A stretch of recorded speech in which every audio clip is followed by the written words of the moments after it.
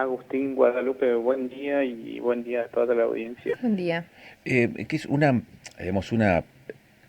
nueva especialización o es una especialización sobre la especialización que son las emergencias, esto, Rafael?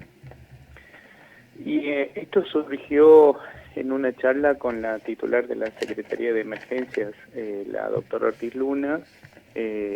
Surgió la creación de el CIEM pediátrico, que es una parte de la atención pediátrica especializada puntualmente en la atención prehospitalaria de niños y niñas de 0 a 14 años. ¿Qué tipo de situaciones? En principio, en lo que trabaja el CIEN, que es en la emergencia y en la urgencia.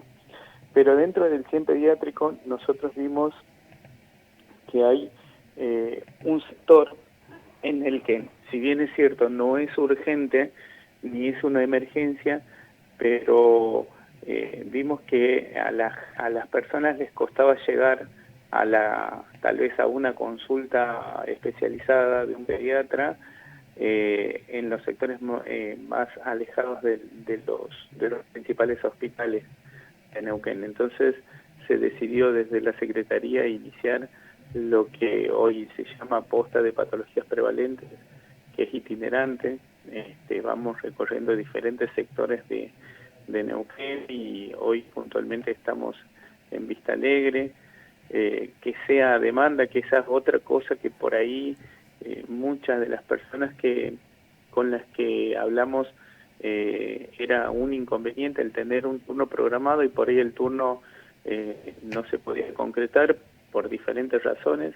Entonces decidimos hacer todo a demanda espontánea en un horario también en el que la gente tenga un poco más de accesibilidad, que es en el horario de la tarde, del vespertino, entre las 15 y las 19, o entre las 16 y las 19 horas, eh, y que sea puntualmente esto a demanda espontánea y de manera que nosotros podamos ser el nexo entre esos pacientes que tal vez no pudieron asistir al turno programado o no pudieron asistir por X razón a cualquier turno, hacer la reconexión de ese tipo de pacientes al sistema, ¿no? Nosotros trabajamos de manera mancomunada con las comisiones vecinales o con los centros de salud o los hospitales de referencia de los lugares a donde nosotros vayamos, porque digo, nosotros somos itinerantes, o sea, nosotros hacemos la intervención tal vez 2 o 3 días de la semana y después nos trasladamos a otro lugar y esos pacientes quedan reconectados con el centro de salud o el hospital de referencia. Lo dijo, no puedo dejar de preguntar esto, Rafael.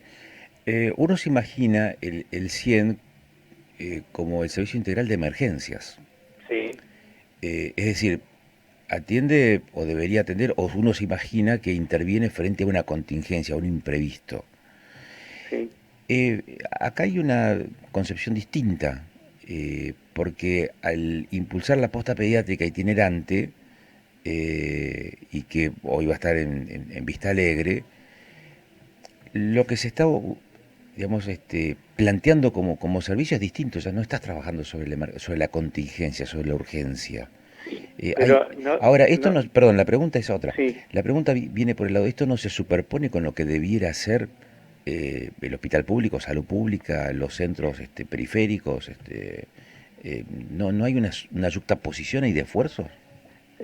No, de hecho es complementario a lo que realiza el sistema público de salud. O sea, es lo que no está Ah, haciendo el sistema público de salud entonces. no, es complementario, digamos, el sistema de salud tiene una demanda rechazada y nosotros trabajamos sobre esa demanda rechazada para disminuir la brecha entre los ¿Qué es pacientes. una demanda rechazada, perdón? La demanda rechazada es el paciente que asiste al centro de salud y por X razón o no tiene su turno o no puede asistir a la consulta de un turno asignado.